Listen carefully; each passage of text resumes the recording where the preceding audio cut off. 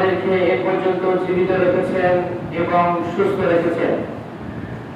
এই পৃথিবীতে কোটি কোটি মানুষ ব্যস্ততার মাঝে ডুবে রয়েছে, তাদের মাঝে আমাদেরকে বাছাই করে তার ঘরের মেহমান হিসেবে আমাদেরকে কবুল করেছেন। সেজন্য আমরা আবারও শুকরিয়া আদায় করছি, সকলে করছি আলহামদুলিল্লাহ। লক্ষ লক্ষ কোটি কোটি শান্তির ধারা বর্ষিত হোক সে বিশ্ব মানবতার দূত বিশ্বনবী জনাবে মুহাম্মদ রাসূলুল্লাহ সকলে বলি সাল্লাল্লাহু আলাইহি ওয়াসাল্লাম। সম্মানিত উপস্থিতি, আজকে আমাদের আলোচনার বিষয় হবে আত্মমর্যাদা এবং আদর্শ মানুষের পরিচয়। এই দুইটা বিষয়ে আমি আমার সংক্ষিপ্ত বক্তব্য রাখবো বিইذنিল্লাহ খাশিয়াতিল্লাহ ওয়া মা তাওফীকি ইল্লা বিল্লাহ আলাইহি তাওয়াক্কালতু ওয়া ইলাইহি উনীব। সম্মানিত উপস্থিত বৈঠকের মুসলিম ভাই এবং বোন, আমরা বর্তমান সময়ে আমরা সকলেই জানি আমরা সৃষ্টির সেরা মানুষ, সৃষ্টির সেরা জীব আমরা মানুষ। পৃথিবীতে যত মাখলুক রয়েছে, যত প্রাণী রয়েছে, তাদের সবচাইতে বেশি মর্যাদা দেওয়া হয় মানুষকে।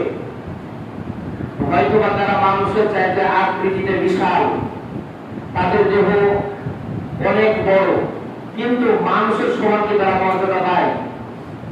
সবকিছু কিন্তু মানুষের অধীনে। তো সে বিষয় নিয়ে আজকে আমাদের আলোচনা আত্মমর্যাদা এবং আদর্শ মানুষের পরিচয়। মহান আল্লাহ রাব্বুল আলামিন পবিত্র কোরআনুল কারীমের ভিতরে বলেছেন, ওয়ালাকাদ কাররামনা বানি আদম, আমি বানি আদমকে আত্মমর্যাদা দিয়েছি, আমি আদম সন্তানদেরকে আত্মমর্যাদা দিয়ে পৃথিবীতে পাঠিয়েছি। কিন্তু মানুষ কি তার আত্মমর্যাদা ধরে রাখে? মানুষ কি তার আত্মমর্যাদা ধরে রাখতে সক্ষম? অবশ্যই সক্ষম, যদি সে চেষ্টা করে। মানুষ তার শারীরিক চাহিদা, মানসিক চাহিদা যা দিয়ে বলেন, তার যত কিছু আছে চেষ্টার ভিতরে কোনো কিছু কমতি না রেখে যেটার দিকে অগ্রসর হয়, মানুষ সেটাই অর্জন করতে সক্ষম হয়। আপনি যেটা চাহিদা সম্পূর্ণ হন, যেটার দিকে বেশি শ্রম দেন, বেশি চাহিদা দেন, বেশি নজর দিয়ে দেখাশোনা করেন, সেটাই আপনার কাছে অর্জন করতে খুব সুবিধা হয়। এটা আমরা সকলে জানি। আপনি যদি অর্থের দিকে অগ্রসর হন, আপনি বেশি অর্থ উপার্জন করবেন, সে কারণে আপনি রাত দিন 24 ঘন্টা পরিশ্রম করে বেশি অর্থ উপার্জন করতে সক্ষম হন। আপনি যদি একটা নিয়ে জেনা ব্যবসা করতে যান, আপনি খারাপ চিন্তা ভাবনা নিয়ে যত চিন্তা ভাবনা করেন, যত পরিশ্রম করেন না কেন, আপনি ওটা অর্জন করতে সক্ষম হবেন, কারণ আপনার মূল উদ্দেশ্য ছিল ওইটা। তো মানুষ যদি চেষ্টা করে, এমন কোনো জিনিস নাই সেটা করতে পারে না। মানুষের চেষ্টার কাছে সব। তাহলে কেন মানুষ আজ রাস্তাঘাটে ঘোরা করে? তাদের কি আত্মমর্যাদা নেই? তাদের কি সম্মান নেই? তাদের কি একটা আত্মমর্যাদা আছে না নাই? অবশ্যই আছে। তাদের আত্মমর্যাদা আছে, তাদের সম্মান আছে। কারণ আপনার যদি সম্মান না থাকে, তাহলে আজকে আপনি এই সুন্দর পোশাক পরে মসজিদে আসতেন না। সম্মান আছে বিধায় আপনি আজ সুন্দর পোশাক, সুন্দর একটা টুপি, মুখে দাড়ি রেখেছেন, পরনে সুন্দর পোশাক পরেছেন এবং সুন্দরভাবে মসজিদে এসেছেন। এটা আপনার একটা সম্মান, একটা আত্মমর্যাদা।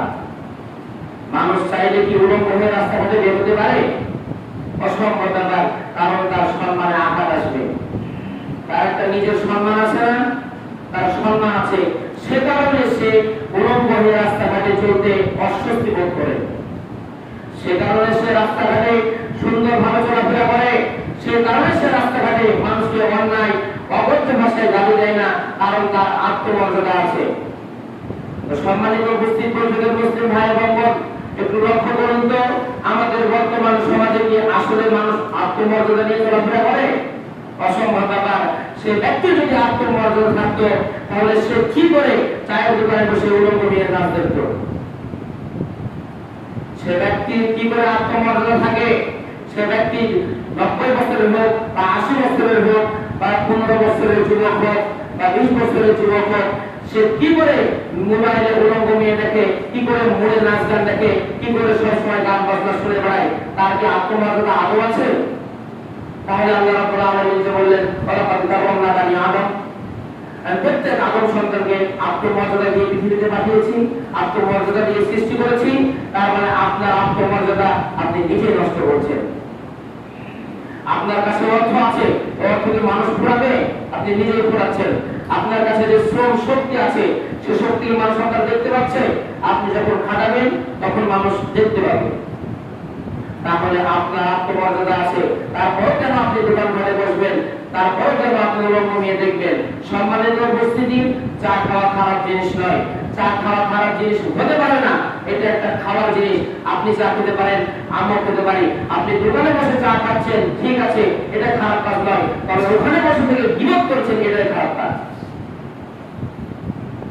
আপনি চা খাচ্ছেন, ভালো কথা। আপনি ইসলামিক কোনো কথা বলছেন, ভালো কথা। আপনি ওখানে দিন প্রচার করছেন, ভালো কথা। তবে অন্য মানুষের দোষ খুঁটে ওখানে তুলে দিচ্ছেন, এটাই খারাপ কাজ।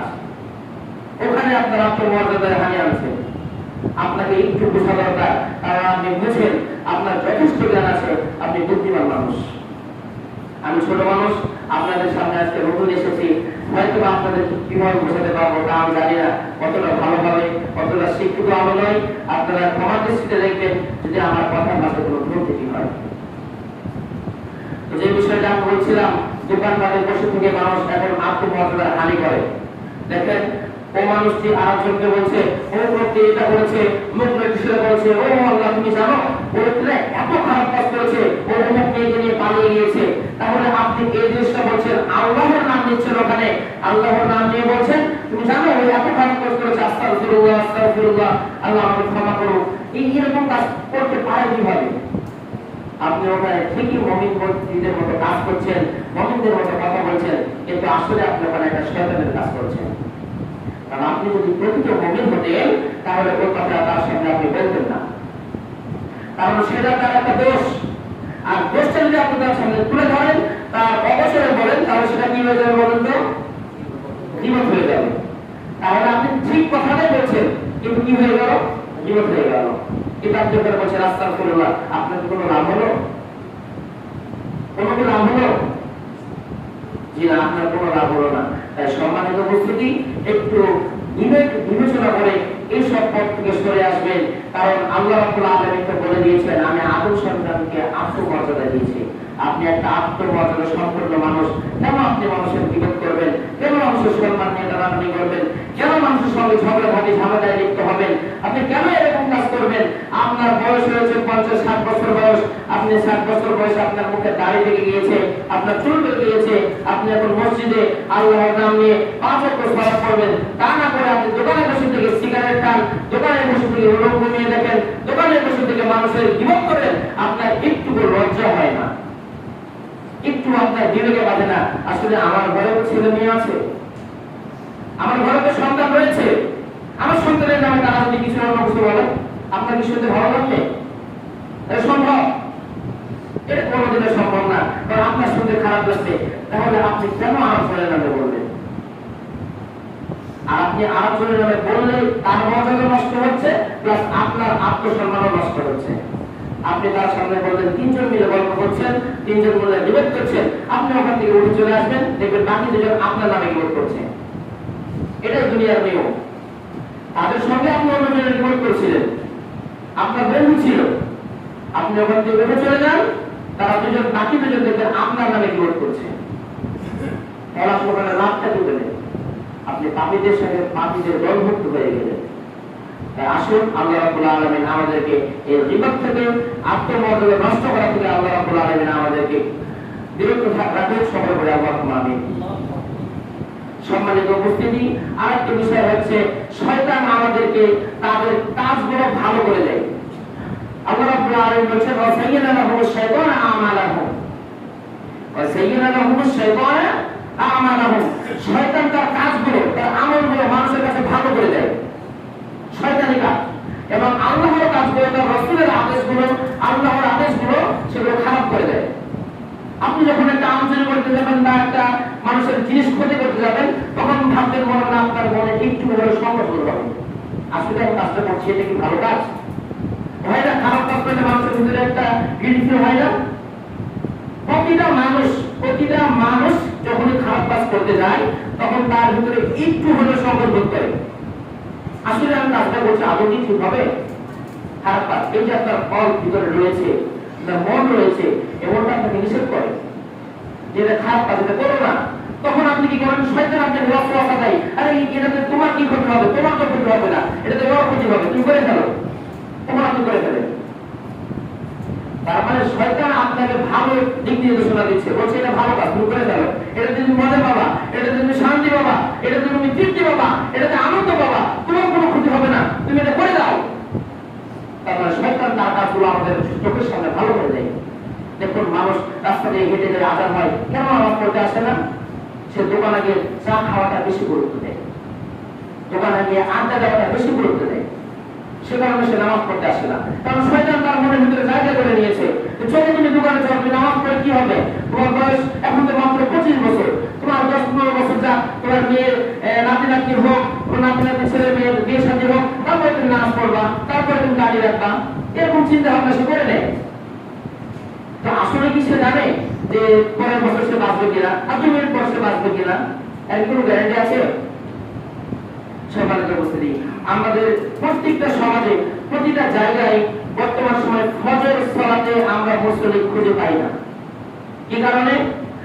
মানুষ হয়তো বা রাতে অনেক রাত্রি পর্যন্ত জেগে থাকে, সে কারণে ফজরে উঠতে পারে না।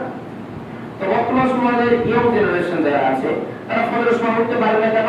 তারা গভীর রাত পর্যন্ত তারা ডিভাইসে আসক্ত থাকে, অনেক রাত পর্যন্ত ফোন চালায়, অনেক রাত পর্যন্ত টিভি দেখে।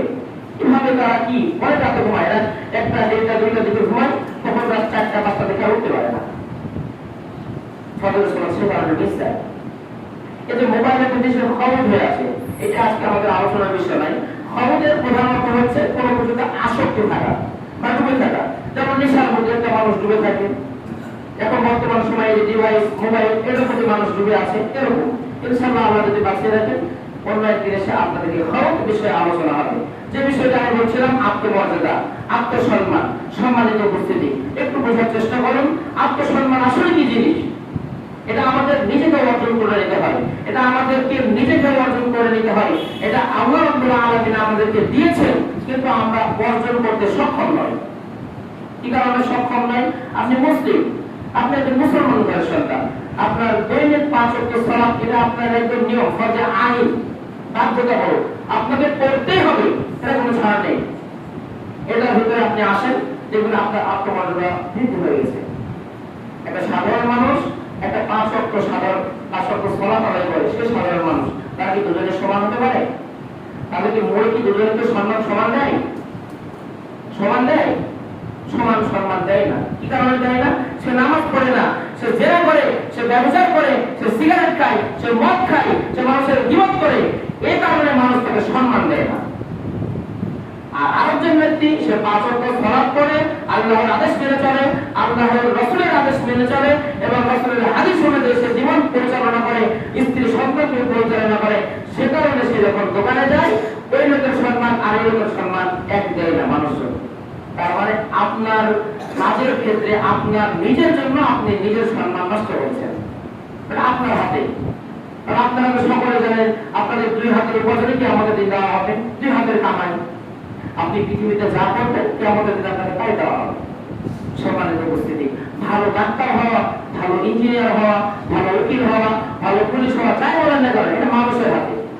আপনি শ্রম করলে সেটা অর্জন করতে পারবেন, আপনি শ্রম করলে সেটা অর্জন করতে পারবেন। কিন্তু ভালো মানুষ হওয়া, ভালো আদর্শবান মানুষ হওয়া, ভালো পুরুষ হওয়া, ভালো ব্যক্তি হওয়া, 5 ওয়াক্ত নামাজি ব্যক্তি হওয়া, সেটা কি মানুষের কাজ? এটা আল্লাহর পক্ষ থেকে একটা নিয়ামত, হেদায়েত। ওয়াহাদাইনাহুন নাজদাইন। আল্লাহ রাব্বুল আলামিন তো বলছেন, আমি তোমাদেরকে হেদায়েতের পথ দেখিয়ে দিয়েছি। ইন্না হাদাইনাহুস সাবিলা ইম্মা শাকিরা ওয়া ইম্মা কাফুরা। আল্লাহ রাব্বুল আলামিন বলছেন, আমি তাদেরকে 2টি পথ দেখিয়ে দিয়েছি। ইন্না হাদাইনাহুস সাবিলা ইম্মা শাকিরা। ওয়াইসে শুকরগুজারকারী ব্যক্তি হবে। কি হবে? শুকরগুজারকারী, মানে আল্লাহর আদেশ মেনে চলবে, তার রাসূলের আদেশ মেনে চলবে, আল্লাহর দ্বীনকে যেভাবে মানা হয়েছে সেভাবে মানবে। একজন মুসলমান, একজন মুমিন হিসেবে যেরকম করণীয়, আপনি কি আমার বুঝতে পারছেন? তাহলে সে সেভাবে মানবে, সেটা হচ্ছে একটা পথ। শাকির মানে শুকরগুজারকারী পথ। ওয়া ইম্মা কাফুর মানে কুফরি, সে কাফের। আর কুফরের পথ তো আমরা সকলে জানি। কেউ যদি বিড়ি খায় তাহলে তো সে মুমিন। কেউ যদি সিগারেট খায়, সিগারেট খাওয়া কি? বলো তো, সিগারেট খাওয়া কি? হারাম। মদ খাওয়া, জেনা করা হারাম। আপনারা জানেন সবই, আপনারা সকলে জানেন, তারপর আমরা ছাড়তে পারি না, অভ্যাসে পরিণত হয়ে গিয়েছে। সম্মানিত উপস্থিতি, এই যে অভ্যাসটা, এই যে তর্ক বিতর্ক, যে কথোপকথন, এটা আমাদের জবান, সব জবানের দোষ। রাসূল সাল্লাল্লাহু আলাইহি ওয়াসাল্লাম বলেন, দুইটা জিনিসের জিম্মেদারি যে দিতে পারবে, আমি রাসূল মুহাম্মদ সাল্লাল্লাহু আলাইহি ওয়াসাল্লাম তার জান্নাতের জিম্মেদারি নেব। এক হচ্ছে স্থান, আর দুই হচ্ছে জিহ্বা। বলেনি? হাদিস তো জানেন না? জানেন হয়তো, কিন্তু শুনেছেন তো, শুনেছেন সকলে। তাহলে যে জবান, এই জবান এমন একটা জিনিস, এতটাই এক খারাপ জিনিস এবং এতটাই ভালো জিনিস, আপনার কল্পনার বাইরে। এই জবান, আজকে এই জবানের তীক্ষ্ণতার কারণে হাজারো শত শত সংসার চূর্ণ বিচূর্ণ হয়ে গিয়েছে, শুধু জবানের কারণে, তাই কি না? মুখের কথার জন্য।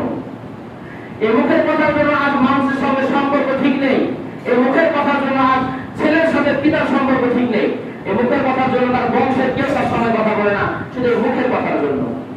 আমরা দেখবেন শত শত ফ্যামিলি আছে, এই মুখের কথার জন্য মানে সমাজের গোটা মানুষ তাকে ভালোবাসে, ওরা সমাজের মানুষ তাকে ভালোবাসে এই মুখের কথার কারণে। তাহলে মুখ তো একটাই, জবান তো একটাই। তাহলে আমরা কি করছি? আমাদের তীক্ষ্ণ জবানটা ব্যবহার করবো না সুন্দর জবানটাই ব্যবহার করবো? আমরা চাইলে সুন্দর জবান দিয়ে আপনি গোটা পৃথিবীকে কাম করতে পারেন জবান দিয়ে, আর চাইলে আপনি গোটা পৃথিবীকে একটু রাগান্বিত করে দিতে পারেন আপনার এই জবান দিয়ে। শুধু আপনার কাছে সেটা আপনার কাছেই রয়েছে। আপনি সুন্দরভাবে কথা বলুন। আপনি একটা মানুষকে সিগারেট খেতে দেখছেন, আপনি বলছেন তুমি সিগারেট খাও কেন? খেতে হয় না। আপনি তীক্ষ্ণ ভাষায়, জোরালো ভাষা থেকে ঝাড়ি মেরে বলছেন, সেটা আপনার উপরে রাগান্বিত হবে না সুন্দর দৃষ্টিতে দেখবে? বলেন তো, রাগান্বিত হবে না? অবশ্যই রাগান্বিত হবে, কারণ আপনার ধরনটা ঠিক নেই। আপনি যদি তাকে গিয়ে সুন্দর করে বলতেন, ভাই আল্লাহর জন্য আপনাকে খুব ভালোবাসি, আপনি সিগারেট খাচ্ছেন, এটা আমার কাছে খুব খারাপ লাগছে, সিগারেট খাওয়াটা ছেড়ে দেন, আল্লাহর রাস্তায় আপনি সুন্দরভাবে জীবন পরিচালনা করুন, দেখবেন আপনি জান্নাত যাবেন। সুন্দর করে বলবেন। হয়তো বা যদি আপনার কথা সে না মানতে পারে, তবে আপনার প্রতি সে রাগান্বিত হবে না আপনার কাছে। সম্মানিত উপস্থিতি, যদি জবানের কথাটা আমি বলতে যাই, তাহলে আপনাদেরকে একটি সুন্দর ঘটনা বলি। দেখুন, এক নতুন মসজিদের ইমাম সে নিয়োগ হয়েছে। মসজিদ নিয়োগ হওয়ার পরে তার কাছে একজন মহিলা এসেছে। মহিলা এসে বলছে যে হুজুর আমাকে একটু তাবিজ দিন। তাবিজ দেওয়া কি যায়? তাবিজ দেওয়া কি যায়? তাবিজটা কি? শিরক, বিশাল বড় একটা গুনাহ। তাহলে সে বলছে আমার একটু তাবিজ দিন। তো এখন নতুন ইমাম সাহেব, নতুন মানুষ, সে এসেছে তাবিজের জন্য, মহিলাকে এসেছে তাবিজের জন্য। এখন মহিলাকে না দিলেও বিপদ, আবার যদি তাবিজ দেয় তাহলে তো শিরক হয়ে যাবে। ইমাম সাহেব পড়ে গেছে মহাবিপদে। তখন ইমাম সাহেব 2 রাকাত সালাত আদায় করলেন। 2 রাকাত সালাত আদায় করার পরে এক টুকরা কাগজে আউযু বিল্লাহি মিনাশ শাইতানির রাজিম এতটুকু শব্দ লিখে মহিলাকে দিয়ে দিলেন। মহিলাটিকে দেওয়ার পরে বললেন, এই কাগজটা আপনি মুখের ভিতরে রাখবেন। তো সম্মানিত উপস্থিতি, একটু যদি আমরা পিছনের দিকে যাই, ঘটনাটা শুরুটা আপনাদেরকে বলি। এক মহিলাকে তার স্বামী এসে প্রতিদিন রাত্রেবেলায় তাকে খুব মারধর করে। কি করে? মারধর, জুলুম, মানে অত্যাচার করে তার উপরে। তো অত্যাচার যখন করে, তখন সে মহিলাটি তার মুখের উপরে জবাব দিয়ে দেয়। সে কারণে ঝামেলাটা আরো বেশি হয়ে যায়, ধৈর্য ধরে না। সে কারণে ঝামেলাটা আরো বড় আকার ধারণ করে। সে কারণে মহিলার এক বিপর্যয়ে চলে গিয়ে হুজুরের কাছে এসেছে।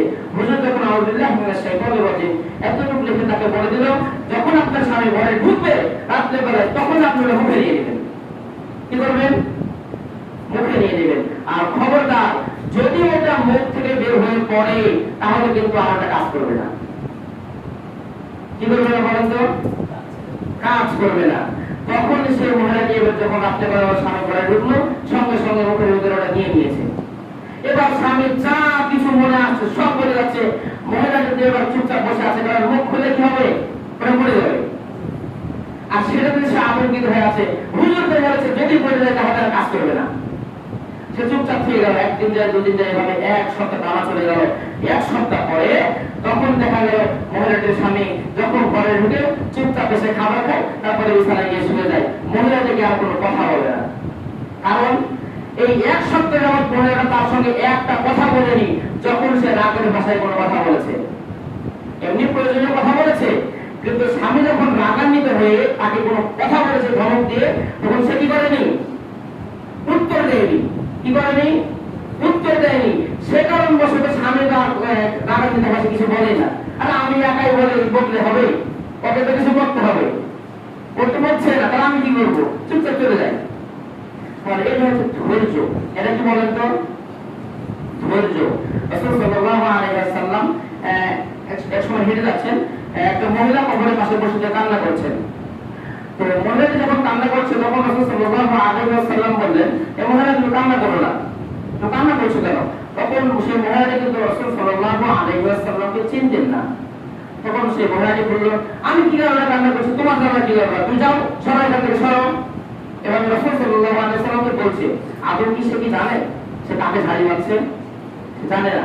তখন রাসূল সাল্লাল্লাহু আলাইহি ওয়াসাল্লামকে বলতে পারতেন, তুমি জানো কাকে ঝাড়ি মারছো? হ্যাঁ, আমি হচ্ছি পৃথিবীর ভিতরে সবচেয়ে শ্রেষ্ঠ মানুষ।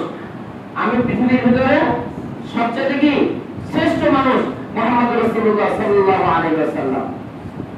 তুমি জানো আমাকে ঝাড়ি মারছো তুমি? এসব কথা তিনি বললেন না। সে মহিলাটা বলে, তুমি সরো। তিনি চুপচাপ চলে গেলেন। তখন পাশের লোকজন বলছে, তুমি যাকে ঝাড়ি মারলে তুমি তাকে চিনো? না, আমি তো তাকে চিনি না। তখন বলছে, এই হলো মুহাম্মদ। কি? এটাই হলো মুহাম্মদ, যে নিজেকে নবী দাবি করছে। বলছে, ও এটাই মুহাম্মদ, তাহলে আমার ভুল হয়েছে। মহিলাটি যখন রাসূল সাল্লাল্লাহু আলাইহি ওয়াসাল্লামের দরবারে গেল, রাসূল সাল্লাল্লাহু আলাইহি ওয়াসাল্লামের দরবারে যাওয়ার পরে মহিলাটি বলল যে, আমার ভুল হয়েছে, আমাকে ক্ষমা করবেন। আমি আপনাকে না চিনে আপনাকে ধমক দিয়ে কথা বলে ফেলেছি। তখন রাসূল সাল্লাল্লাহু আলাইহি ওয়াসাল্লাম সাহাবীদেরকে বলেন, ইন্না সাবরাকা সাবরুল উলা। রাসূল সাল্লাল্লাহু আলাইহি ওয়াসাল্লাম বললেন, যখন বিপদ এসে লাগে বা কষ্ট লাগে, কোনো বিপদ আসে, তখন ধৈর্য ধরার নামই হচ্ছে ধৈর্য।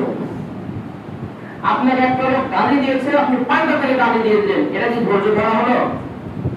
গালি দিয়েছে, আসলে যা দিয়েছে ও বলুন, এটার নাম ধৈর্য। সম্মানিত উপস্থিতি, রাসূল সাল্লাল্লাহু আলাইহি ওয়াসাল্লাম তিনি ইচ্ছা করলে বলতে পারতেন, তিনি তাকে ধমক দিতে পারতেন, তাকে জেলে পাঠাতে পারতেন। তিনি তা না করে চুপচাপ নিজে ছোট হয়ে ওখান থেকে চলে এসেছেন। ধৈর্য ধরতে হবে। আমাদেরকে আমাদের আত্মসম্মান নষ্ট হতে দেওয়া যাবে না। আমাদেরকে আমাদের আত্মমর্যাদা ধরে রাখতে হবে। আমাদের আত্মমর্যাদা যদি আমরা ধরে না রাখি, কিয়ামতের দিন কিন্তু আমরা রেহাই পাবো না। কিয়ামতের দিন আমরা ছাড়া পাবো না। কিয়ামতের দিন আমরা মুক্তি পাবো না। আমাদের কিয়ামতের দিন যখন আমরা আমাদের মানুষের কি আছে, আমরা মানুষ হিসেবে যদি ডান দিকে তাকাই, বাম দিকে কিছু দেখতে পাই না। যদি বাম দিকে তাকাই, ডান দিকে কিছু দেখতে পাই না। সামনে তাকালে পিছন তো আড়া হয়ে যায়, পিছনে কিছু দেখতে পাই না। তাহলে মানুষের এত অহংকার কেন? মানুষের এত দাপট কেন? আল্লাহ রাব্বুল আলামিন বলছেন, দাউফা তারিবুল মাকদুম, মানুষ একটা মাছের চাইতেও নগণ্য, মাছের চাইতেও দুর্বল। মাছি তাকে আপনি রাত দিন 24 ঘন্টা মারেন, এর চাইতে আপনি দুর্বল। এখানে কি বলছে? আল্লাহ রাব্বুল আলামিন বলছেন, দাউফা তারিবুল মাকদুম। সম্মানিত উপস্থিতি, একটু ফিরে আসুন, আল্লাহর রাস্তায় আসুন। আপনি লক্ষ্য করুন, আপনি সবকিছু পারবেন, চেষ্টা করলেই অর্জন করতে পারবেন, কিন্তু আপনি চেষ্টা করেন না। আপনি একটু চেষ্টা করেন, আপনি আল্লাহর দিকে অগ্রসর হন, দেখবেন আল্লাহ রাব্বুল আলামিন আপনাকে সবকিছু দিয়েছে। আপনার ধন সম্পদের প্রয়োজন, আল্লাহর কাছে চাইবেন, আল্লাহ আপনাকে দিবে। আপনি আল্লাহর কাছে চান না, আল্লাহ আপনাকে কিভাবে দিবে? আপনি আল্লাহর কাছে চান না, আপনি মানুষের কাছে যান, হুজুরের কাছে যান। হুজুরের কাছে গিয়ে বলেন, হুজুর 500 টাকা দেন, আমার ফ্যামিলির জন্য একটু দোয়া করেন। আপনার ফ্যামিলির কে কি করে হুজুর কি জানেন? আপনি চুরি করেছেন, হুজুর জানে কি হুজুর? আপনার স্ত্রী আপনাকে গালি দিয়েছে, সে কথা আপনি কষ্ট পেয়েছেন, হুজুর জানে? আপনার স্ত্রীকে আপনি মেরেছেন, সে কারণে আপনি নিজের অন্তরে কষ্ট ভোগ করছেন, এটা কি হুজুর জানে? জানে না। তাহলে হুজুর আপনার জন্য কিভাবে দোয়া করতে পারে? সাপোজ আপনি দোয়া চাইলেন, দোয়া করতে পারে, কিন্তু আপনার মতো খোলামেলা ভাবে আপনি যেভাবে আল্লাহর কাছে পরিপূর্ণ ভাবে একদম সম্পূর্ণরূপে স্থাপন করবেন, সেভাবে কি হুজুর পারবে? তাহলে আপনি আসুন, সেজদায় যান, আল্লাহর কাছে দোয়া চান, দেখবেন আল্লাহ রাব্বুল আলামিন অবশ্যই আপনাকে ক্ষমা করে দিবেন। কিন্তু আমরা চাই না। আমাদের আত্মমর্যাদায় বাঁধে না, আমাদের সম্মানে বাঁধে না।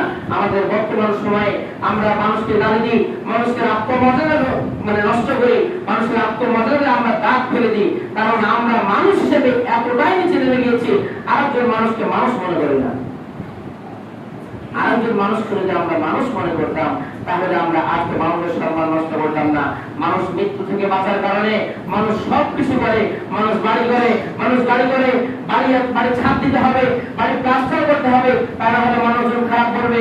ঝড় বৃষ্টি আসলে টিনের বাড়িতে থাকা যাবে না, বাড়িটা পাকা করতে হবে, না হলে যদি ঝড় বৃষ্টিতে বৃষ্টি পড়ে বা গাছ ভেঙে পড়ে, তাহলে আমি মারা যাব।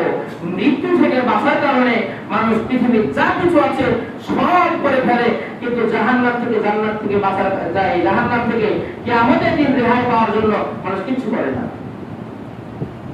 মানুষের যদি আত্মমর্যাদা থাকতো, মানুষ একটু বুঝতে শিখত, সম্মান দিয়ে নিজের খাতিরে একটু যদি বুঝতো, তাহলে দেখবেন সে মানুষ আর অন্য মানুষের বিরোধ করবে না, সে মানুষ অন্য মানুষের সম্মান নষ্ট করবে না, সে মানুষ 5 ওয়াক্ত নামাজ পড়বে, আল্লাহর জয় সকল আওয়াজে, যদি না মানতে পারে মানার চেষ্টা করবে। আপনার তাকওয়া নবীদের তাকওয়া এক নয়, এ কথাই ঠিক। আপনাকে আল্লাহ রাব্বুল আলামিন বিপদ দিয়েছেন, এটা একটা পরীক্ষা। ধন সম্পদ দিয়েছে, এটা একটা পরীক্ষা। আপনার বেশি অর্থ দিয়েছে, এটা একটা পরীক্ষা। আপনাকে বিপদে ফেলেছে, এটাও একটা পরীক্ষা। আপনার অর্থ সম্পদ বেশি আছে, আপনি মনে করছেন আমি খুব সুখে আছি, জি না, আপনাকে পরীক্ষা করা হচ্ছে। আপনাকে বিপদ দেওয়া হয়েছে, আপনি কি মনে করছেন আমাকে আল্লাহ একমাত্র বিপদে ফেলেছে, জি না, এটা একটা আপনার পরীক্ষা করা হচ্ছে। আপনি যদি পরীক্ষা পাস হন, কেমন দিন আপনার জন্য ভালো কিছু অপেক্ষা করছে। আর যদি আপনি ফেল হন, তাহলে কিন্তু কিয়ামতের দিন আপনি ভালো থাকবেন না, কিয়ামতের দিন আপনাকে জাহান্নামে নিক্ষেপ করা হবে। আসলে আপনি যদি একটু লক্ষ্য করেন, আপনি যদি একটু ধৈর্য ধরেন, আপনার আত্মসম্মানের দিক দেখেন, তাহলে দেখবেন আপনি একজন সুদর্শন আদর্শবান মানুষ হয়ে গড়ে উঠছেন, আদর্শবান পুরুষ হয়ে আপনি গড়ে উঠছেন। আপনার ছেলে সন্তান আদর্শবান হচ্ছে, আপনার স্ত্রী আদর্শবান হচ্ছে, আপনি নিজে আদর্শবান হচ্ছেন। কেন আপনি অন্যজনের নামে গিবত করতে যাবেন? আসলে ওর সাথে আপনার কি সম্পর্ক? আপনার রক্তে ভাই হতে পারে, আপনার তার সঙ্গে জমি নিয়ে দ্বন্দ্ব ফাসাদ হচ্ছে, দ্বন্দ্ব ফাসাদ হচ্ছে, আপনার ঝামেলা এক পর্যায়ে মিটে যাবে। মানুষ বর্তমান সময় যদি লক্ষ্য করেন, কেউ যদি কাউকে 2 আঘাত মারে, 2 বেতের বাড়ি মারে, সেটা হয়তো 2 দিন পরে মিটে যাবে। কিন্তু এই যে জবানের আঘাতটা, এই যে কথার একটা আঘাত রয়েছে, সেটা কিন্তু মৃত্যু আগ পর্যন্ত মিটে না, অন্তরে গেঁথে যায়। প্রতিশোধ নেয় হবে, যে মুক্তি আমাকে অপমান করেছিল ওকে আমি মারবো, বা ওকে আমি অপমান করবো, এভাবে প্রতিশোধ নেয় না? নেয় তো, অনেকজন নেয়। সে তাকে 20 বছরে অপমান করেছিল, 40 বছরে এসে তাকে অপমানের বদলা নেয়, সে মনে রাখে। তাই জবানটা একটু সেভাবে চালাবে যেভাবে মানুষ কষ্ট না পায়। আপনার কাছে সব রয়েছে, সম্মানিত উপস্থিতি, একটু বোঝার চেষ্টা করবেন। আল্লাহ রাব্বুল আলামিন আপনাকে বিবেক দিয়েছেন, আপনার জ্ঞান দিয়েছেন, আপনাকে মেধা দিয়েছেন, সবকিছু আল্লাহ রাব্বুল আলামিন আপনাকে দিয়েছেন। তারপর কেন আপনি হেদায়েত জ্ঞান হারাবেন? তারপর কেন আপনি নির্লজ্জ ব্যক্তির মতো চলাফেরা করবেন? আল্লাহ রাব্বুল আলামিন তো বলে দিয়েছেন যে মানুষের জ্ঞান আছে, তাদের চক্ষু আছে দেখে না, তাদের অন্তর আছে বুঝে না, তাদের কান আছে শুনে না, উলাইকা কাল আনআম, তারা হচ্ছে পশু প্রাণীর মতো, বালহুম আদল, এর চাইতেও নিকৃষ্ট। পশু প্রাণী মানে বুঝেন, চতুষ্পদ জন্তু মানে বুঝেন তো, কুকুর, শিয়াল, ভেড়া, ছাগল, এগুলো। আপনার সঙ্গে এদেরকে তুলনা করা হচ্ছে, উলাইকা কাল আনআম, তারা পশু প্রাণীর মতো। কারা? যারা শুনে না। আপনি আদান শুনতে পারেন, নামাজে আসছেন না, মানে আপনি শুনেছেন, না শোনা ভান করেছেন। আদান শুনে নামাজ পড়তে যেতে হবে, এটা আপনি বুঝেন অন্তর দিয়ে, তারপর আপনি নামাজ পড়তে আসছেন না, মানে আপনি বুঝেন না, বুঝে ভান করলেন। আপনার মেধা দিয়ে আপনি দেখতে পাচ্ছেন এটা অন্যায় হচ্ছে, কিন্তু আপনি এড়িয়ে চলে গেলেন, তারপর আপনি বুঝে বুঝলেন না। তাহলে আপনি কাদের মতো? পশু প্রাণীর মতো, বালহুম আদল, এর চাইতে নিকৃষ্ট। শুকর বুঝেন তো, এটা তো হারাম জিনিস। এই শুকরের চাইতে নিকৃষ্ট বলা হয়েছে। আপনি মানে সৃষ্টির সেরা জীব, আপনি সৃষ্টির সেরা জীব, অথচ আপনার তার নিচে বলা হয়েছে। কেন? আপনি আল্লাহর আদেশ মানেন না, আপনার সম্মানের দিকটা আপনি দেখেন না। আর আপনার সম্মান আছে, অর্থ সম্পদ আছে, আপনার নিজের একটা আত্মমর্যাদা আছে, সে কারণে আপনি সমাজে উঁচু ব্যক্তি হতে পারেন, আর হয়তো আপনি সবার নিচেও থাকতে পারেন। আল্লাহ রাব্বুল আলামিন বলেছেন, ইসলাম মানতেছে অত দিন মানতেছে। সম্মান দেওয়ার মালিক আল্লাহ, সম্মান নেওয়ার মালিক আল্লাহ। আল্লাহর হাতে সব। আপনি কেন এত দোয়া করি এত ছোটাছুটি করবেন, কেন এরকম করবেন? প্রশ্ন আসে না। সম্মানিত উপস্থিতি, আদর্শবান পুরুষ হওয়া, আদর্শবান নারী হতে হলে আমাদের সর্বপ্রথম লক্ষ্য করতে হবে আমাদের জবানে। আমাদের জবানটাকে নিজের আয়ত্ত করে নিয়ে আসতে হবে। নিজের জবান যতদিন না আমরা কন্ট্রোল করতে পারবো, নিজের জবান যতদিন না আমরা নিজের আয়ত্তে নিয়ে আসতে না পারবো, ততদিন আমরা আদর্শবান পুরুষ হতে পারবো না। আপনার জবান দিয়ে আপনার অন্যজনকে কষ্ট দেন, এটা আপনার আদর্শবান পুরুষের কাজ নয়। আপনার জবান দিয়ে অন্যজনের বিপদ করেন, এটা একটা আদর্শবান পুরুষের কাজ নয়। এটা একটা মুমিন ব্যক্তির কাজ নয়। এটা একটা কাফেরের কাজ, এটা একটা মুনাফিকের কাজ, এটা খারাপ ব্যক্তির কাজ। মানুষের বিপদ করা, মানুষের নামে কথা বলা, মানুষেরকে তাও কি লাগে বেড়ানো, সবই তো খারাপ কাজ। তাহলে আপনি আদর্শবান কি পুরুষ? আদর্শবান পুরুষ হতে হলে এই জিনিসগুলো লক্ষ্য করতে হবে। আসুন আল্লাহ রাব্বুল আলামিন আমাদের সকলকে কবুল করুন। সকলে পড়ে আল্লাহুম্মা আমিন। সম্মানিত উপস্থিতি, একটু বোঝার চেষ্টা করবেন। আপনার আমার আমল বেশি লাগবে না, অল্প হলে যথেষ্ট, অল্প হলে যথেষ্ট। আমি বক্তব্য শুরুতে একটা হাদিস পাঠ করেছি, আহদিস দীনাকা ইয়াকফিকাল আমালুল কলিল। তোমার ঈমানকে খাঁটি করো, অল্প আমলে নাজাতের জন্য যথেষ্ট হয়ে যাবে। অল্প আমল কে বলছে? রাসূল সাল্লাল্লাহু আলাইহি ওয়াসাল্লাম। অল্প আমল মানে বুঝেন তো, বেশি আমল লাগবে না, ঈমানকে খাঁটি করতে হবে। খাঁটি মানে বুঝেন, এক বালতি দুধের ভিতরে যদি এক ফোঁটা গরুর পেশাব মিশে ওই দুধের খাঁটি থাকলো আর হ্যাঁ, কিন্তু এক বালতি দুধে আপনি কিছু মিশতে নেই, পানিও মিশতে নেই, ওটা হচ্ছে খাঁটি দুধ, একই না? ওটা হচ্ছে খাঁটি। তো অল্প তোমার ঈমানকে খাঁটি করো অল্প আমলে। আপনার ঈমানকে খাঁটি করেন, অল্প আমলে আপনার নাজাত হয়ে যাবে ইনশাআল্লাহ। বেশি আমল লাগবে না, অল্প আমল লাগবে। রাসূল এই কথা বলছেন, রাসূল সাল্লাল্লাহু আলাইহি ওয়াসাল্লাম এই কথাই তিনি বলছেন, আপনি দীনাকা তোমার দিনকে খাঁটি করো, আপনি দীনাকা ইয়াকফিকাল আমালুল কলিল, তোমার দিনকে খাঁটি করো, অল্প আমলের নাজাতের জন্য যথেষ্ট হবে। সে কারণে সম্মানিত উপস্থিতি, আমাদের অল্প আমল হোক কিন্তু খাঁটি ভাবে করার চেষ্টা করবো, কোনো ভেজালের ভিতরে পড়বো না। আমাদের ঈমান খাঁটি হোক, অল্প আমলে আমরা ইনশাআল্লাহ নাজাত পাবো। আমাদের ঈমানটা খাঁটি করতে হবে। মানুষের জীবন নিজের ভিতরে রাখা যাবে না, মানুষের দোষ ত্রুটি খুঁজে পাওয়া যাবে না, মানুষের বিরোধ করা যাবে না, মানুষের নামে অযথা কলঙ্ক মিথ্যা অপবাদ দেওয়া যাবে না। এই সকল কাজ থেকে আল্লাহ রাব্বুল আলামিন আমাদেরকে দীর্ঘ রাখুন, সকল বলে আল্লাহুম্মা আমিন। এবং আল্লাহ রাব্বুল আলামিন যেন আমাদেরকে একজন সুদর্শন এবং নেককার বান্দা হিসেবে কবুল করেন, সকল বলে আল্লাহুম্মা আমিন। ওয়া আখিরু দাওয়ানা আলহামদুলিল্লাহি রাব্বিল আলামিন।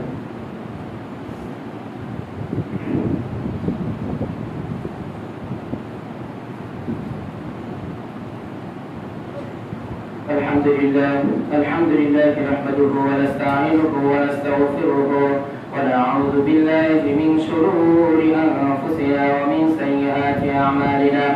من يهدي الله فلا مضل له ومن يضلله فلا هادي له.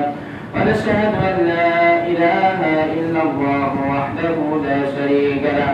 ونشهد أن سيدنا ومولانا محمدا عبده ورسوله الذي أرسله بالحق بشيرا ونذيرا وداعيا إلى الله بإذنه وسراجا منيرا.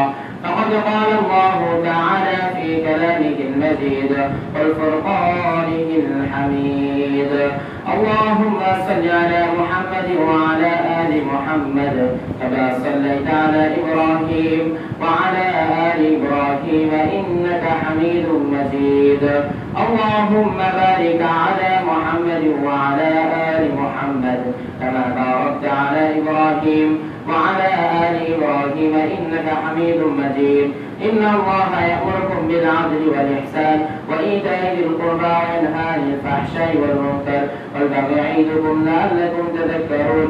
فاذكروني أذكركم واشكروا لي ولا تكفرون. السلام عليكم ورحمة الله.